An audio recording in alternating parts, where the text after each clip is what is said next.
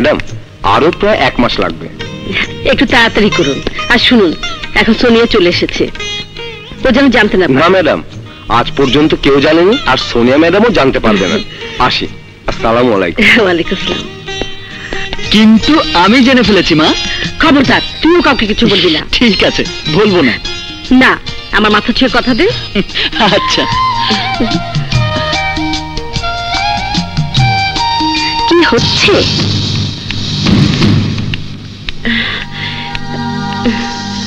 আমাকে লুকিয়ে কি কসম কাটাকাটি হচ্ছে? না মা, তোর কাছে আমার কি লুকোবার আছে?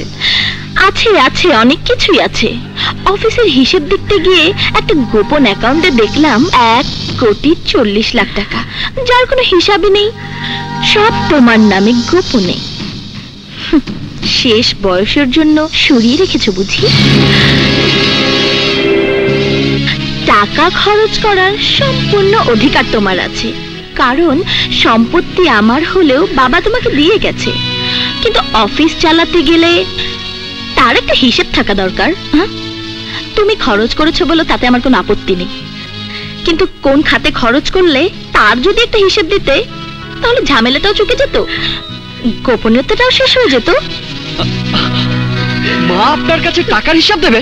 আরে আপনি বড় না মা বড়? Shut up! তোমার আর ধমকের নাটক করতে হবে না। টাকার হিসেব চাওয়ার জন্য চাকর বাকরের কাছে এরকম কথা শুনতে হবে জানলে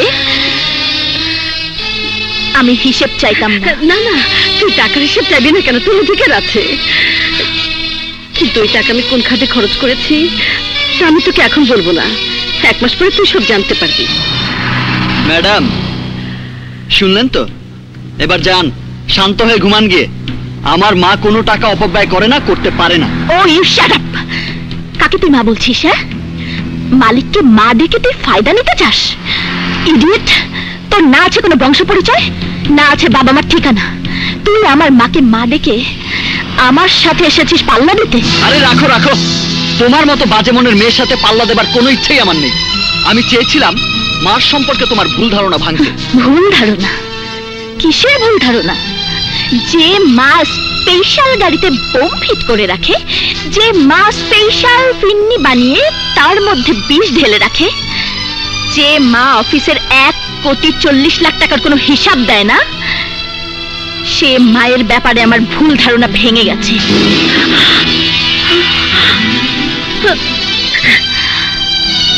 মা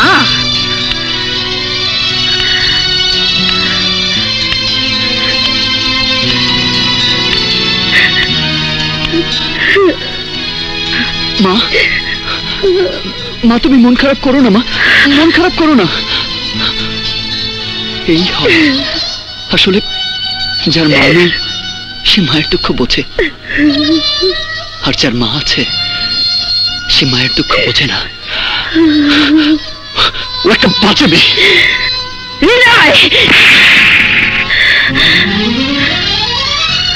তোর এত বড় সাহস, তুই আমার মেয়েকে বাজে মেয়ে বলিস? চলে যা এখান থেকে। আমি এখানে থাকতে আসিনি মা, এখানে থাকতে আসিনি। এই শহরে যেদিন প্রথম এলাম সেদিন তোমার সাথে দেখা হয়ে গেল। জন্মের পর কোনোদিন মায়ের মুখ দেখিনি তো, তোমাকে দেখার পর মনে হলো মা বুঝি এমনই হয়। কখন যে নিজের অজান্তে তোমাকে আমার মায়ের আসনে বসিয়েছি তা আমিও বুঝিনি মা। আর তাই তোমাকে কেউ কিছু বললে আমার শরীরের রক্ত টকবক করে ওঠে মা। আমি সহ্য করতে পারি না। আমার কি যেন হয়ে যায়, কেন এমন হয় আমি নিজেও জানি না।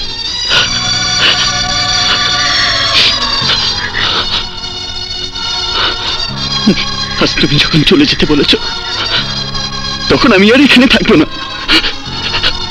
আমি আর এখানে থাকবো না। তবে যাওয়ার আগে একটা কথা বলে যাই মা, এই বাড়িটা এখন জাহান্নাম হয়ে গেছে। এই জাহান্নামে আমি আর কোনোদিন আসবো না, কোনোদিন আসবো না।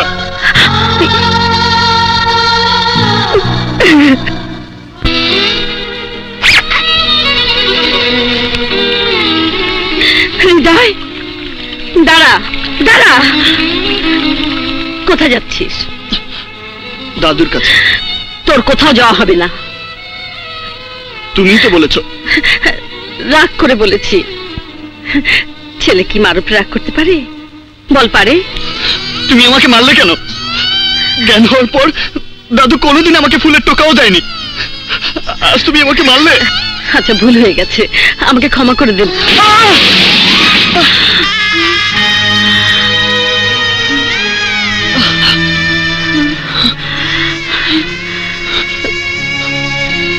আমার কাছে মাপ চাওয়ার আগে আমাকে তুমি গলা টিপে মেরে ফেলো মা।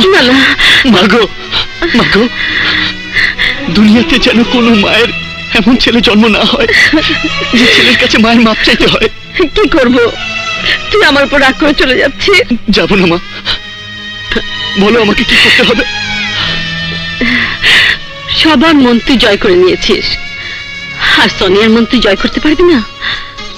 ও বিদেশে মানুষ হয়েছে, ওর মনে কি সন্দেহ ঢুকিয়েছে। তুই যেমন করে পারিস সোনিয়ার মন জয় করে নে। পারবি না বাবা? হ্যাঁ, বলো কি মা? আরে তুমি বললে তো হিমালয় জয় করতে পারি। আরে তো সামান্য একটা মেয়ের মন, পানির মতো। ওর মনে যত শ্যাওলা জমেছে আমি ধুয়ে মুছে সব সাফ করে দেব।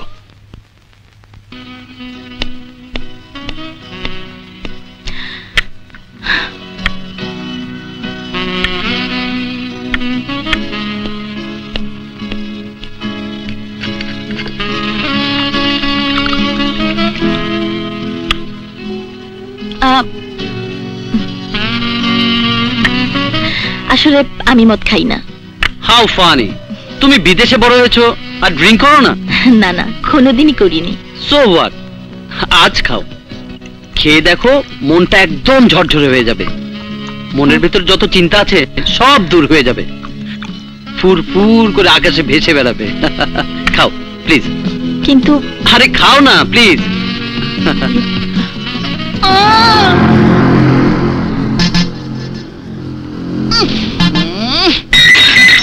আরে না না না না, বাঙালি মেয়ে মানুষে মদ খাবে এটা ঠিক না। আরে মানুষ দেখতে বলবে এ কেমন মায়ের মেয়ে যে মদ খায়, নিজের মেয়েকে সামলে রাখতে পারে না। আমার মায়ের বদনাম হবে এমন কোন কাজ আমি তোমাকে করতে দেব না। Shut up, it's not your headache. আরে কাকে তুমি কি বলছো? ও ইংরেজির কি বুঝবে, একটা খ্যাত illiterate. Excuse me brother, what do you mean by illiterate? You rascal, tell me, drinking alcohol is literacy? Hey, this is not your business. It's my personal matter.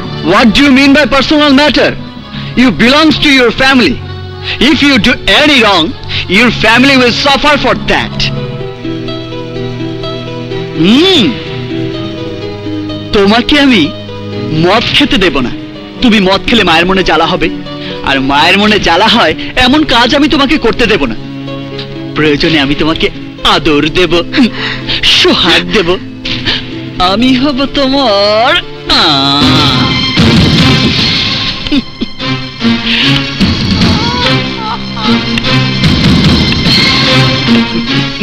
Sonia, আরে ভাইজান রাখেন, এইখানেই বসে।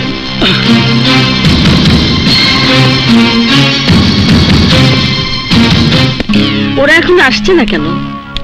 আপনি ভাববেন না ম্যাডাম, হৃদয় ভাই যখন গেছে তখন সোনিয়া আপামনিকে ঠিকই ধরে নিয়ে আসবে। মা, মা, এসব কি হচ্ছে? মা, ছাড়ো আমাকে। ছাড়বো? এই যে ছাড়লাম। তোর এত বড় সাহস, আমাকে অপমান করিস? আরে অপমান না, অপমান না, আমি তো আপনার মান রেখেছি। কোন ভদ্রবাড়ির মেয়ে পরপুরুষের সাথে ওইসব পান করে না। মদ? হ্যাঁ মা। আরে গিয়ে দেখি বাকের খানের ওই শয়তান ছেলে, বাঙালি কুত্তার কি যেন নাম, অ্যালবার্ট খান। অ্যালবার্ট খান ম্যাডামকে মদ খাওয়াচ্ছেন।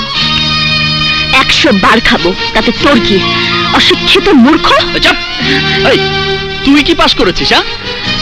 আরে তোর ওই বিলাত পাস আমাদের এখানে ঠেঙ্গারও কাজে লাগবে না। আরে তুই তো সামান্য মায়ের মনটাই রক্ষা করতে পারিস না। বিলেত পাস করে তুই তো বাঙালির সংস্কৃতিকেই নষ্ট করে ফেলেছিস। তোর ওই বিলেত পাস দিয়ে কি হবে? আরে যে সন্তান তার মাকে সম্মান দেখাতে জানে না, তার বিলেত পাস কেন? আরে বড় বড় পাস করো, কোনো লাভ হবে না। তোকে আমি দেখে নেব আমার পাশ করা আমি তোকে দেখিয়ে দেব।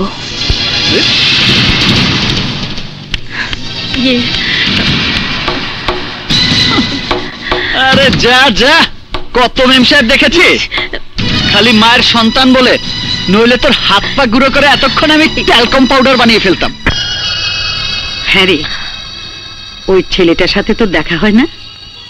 হ্যাঁ, প্রতিদিনই দেখা হয়। একবার বাড়িতে আসতে বলিস, ছেলেটাকে খুব দেখতে ইচ্ছে করছে।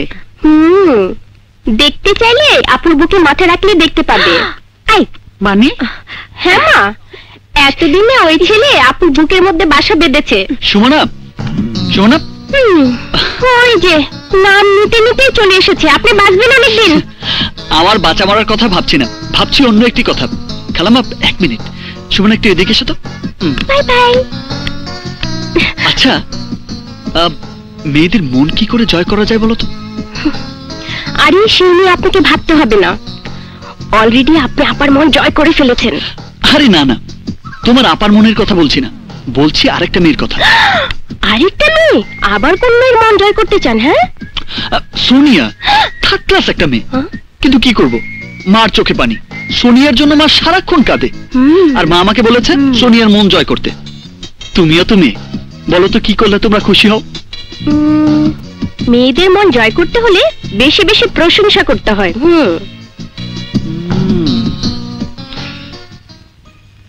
কি? হ্যাঁ, মোনালিসাও তোমার কাছে হার মেনে যাবে। তুমি হাসলে মনে হয় ওই আকাশের চাঁদ মাটিতে নেমে এসেছে। তোমার মেঘের মতো চুল, পূর্ণিমার চাঁদের মতো মুখ, মনে হয় সারা বিশ্বে এমন সুন্দরী আর কোথাও নেই। মনে হয় পোমপাট্টিতে কাজ হয়েছে। কি বললে? না না, বললাম তোমার চোখ দুটো একদম হরিণের চোখের মতো। বুকের ভেতর খুশি খুশি লাগছে। শালা, এইসব মিথ্যে কথা শুনলে সব মেয়েরাই খুশি হয়।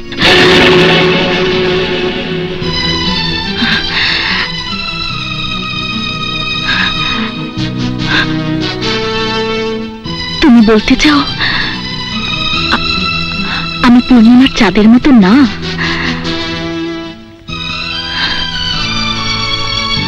আমার ঠোঁট কমলা লেবুর মতো না?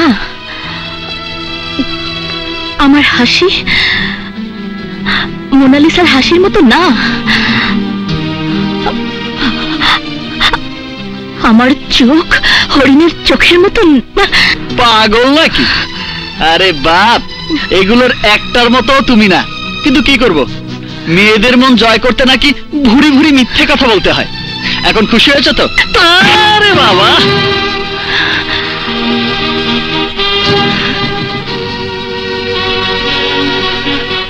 তোকে আমি দেখে নেব। কিছুই করতে পারবে না, কিন্তু আমি ইচ্ছে করলে তোমার অনেক কিছুই করতে পারবো। কিন্তু তোমার মতো একটা ফাত্রা মেয়ের প্রতি আমার কোনো আগ্রহ নেই। আমি মাকে শুধু কথা দিয়েছি তোমার মন জয় করব। আজ তোমাকে আমি চ্যালেঞ্জ করে যাচ্ছি, একদিন তুমি আমার পেছনে পেছনে ঘুরবে, আমাকে ভালোবাসবে। এটা আমার ওয়াদা।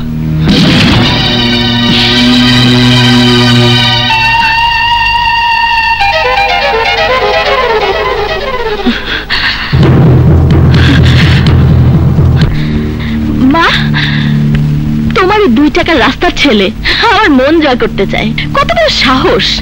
আমি ওর চাকরি নট করে দিয়েছি। তুমি চাকরি থেকে নট করো আর যাই করো, এই হৃদয়কে তোমার ওই হৃদয় থেকে কোনোদিনই বের করতে পারবে না। আমার হৃদয়ে তোর মতো ভিখেরি হৃদয় কোনোদিনই প্রবেশ করতে পারবে না। No entry, understand? I think you better understand. Yes, ma'am. I understand better than you. But you can't understand what is called beggar. মানে ভিখারি। হ্যাঁ, আমি ভিখারি। তবে টাকার নই। আমি চাই মায়ের স্নেহ, মমতা, ভালোবাসা। যা তোমার ওই কোটি টাকা দিয়েও কোনোদিন কিনতে পারবে না, যা তুমি পেয়েও হারাচ্ছ।